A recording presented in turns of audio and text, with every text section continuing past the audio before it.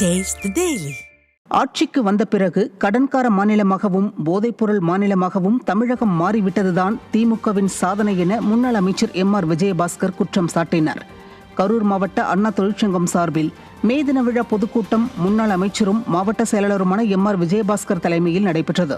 விழாவில் பேசிய அவர் 2024ஆம் ஆண்டு ஜனவரி முதல் 2025ஆம் ஆண்டு ஏப்ரல் வரை 1467 கொலை சம்பவங்கள் தமிழகத்தில் அரங்கேறியுள்ளது என்றும் போதை மாத்திரை கஞ்சா புழக்கம் அதிகரிப்பால் தமிழகத்தில் இளைஞர்களின் வாழ்க்கை சீரழிந்து விட்டது என்றும் குற்றம் சாட்டினார். 2024 ஜனவரி முதல் 2025 ஏப்ரல் வரை 1467 கொலைகள் நடந்திருக்கிறது. 1467 கொலை. மேற்கு மாவட்டத்தில் தோட்டங்களில குடியிருக்கக்கூடிய வயதானவர்களை தாக்கி கொள்ளையடிப்பது என்பது வாடிக்கையாகிவிட்டது.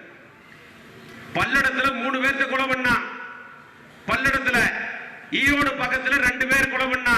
இது எல்லாம் இன்னும் ஒரு துப்பும் கண்டுபிடிக்க முடியல. 2 நாளைக்கு முன்னாடி அதே ஈரோடு பகுதியில் 2 பேர்த்த கொலை பண்ணிட்டான். இதுவரைக்கும் 7 கொலைகள், 7 பேர் மரணம் அடைந்திருக்கிறார்கள். 3 சம்பவம் நடந்திருக்கிறது. இதுவரைக்கும் காவல்துறை எந்த நடவடிக்கை எடுத்தா தெரியல. ஏன்னா எங்க பார்த்தாலும் சாரா விற்கிறான், எங்க பார்த்தாலும் கஞ்சா.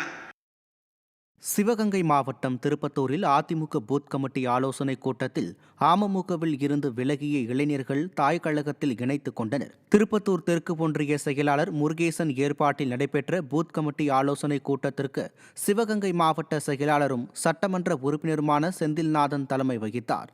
இதில் அமமுகவில் இருந்து விலகிய 6 பேர் அதிமுகவில் இணைத்துக் கொண்டனர். அவர்களுக்கு கழக அமைப்பு செயலாளர் A.K. சீனிவாசன் வாழ்த்துக்களை தெரிவித்தார். இந்த நிகழ்ச்சியில் மாவட்ட அவைத்தலைவர் நாகராஜன், மாநில பாசறை துணை செயலாளர் பார்த்திபன் உள்பட கழக நிர்வாகிகள் பலர் கலந்து கொண்டனர். அதிமுக பொதுச் செயலாளர் எடப்பாடி கே. பழனிசாமி பிறந்த நாளை ஆண்டு முழுவதும் சிறப்பாக கொண்டாடுவது குறித்து தென்சென்னை தெற்கு மற்றும் கிழக்கு மாவட்ட கழக நிர்வாகிகள் ஆலோசனைக் கூட்டம் சென்னை வேளச்சேரியில் நடைபெற்றது. மாவட்ட செயலாளர் M.K. அசோக் தலைமை வகித்து பொதுமக்களுக்கு நலத்திட்ட உதவிகளை வழங்கி பொதுச் செயலாளரின் பிறந்தநாளை சிறப்பாக கொண்டாட ஆலோசனை வழங்கினர். இந்நிகழ்ச்சியில் ஏராளமான அதிமுக நிர்வாகிகள், தொண்டர்கள் பங்கேற்றனர்.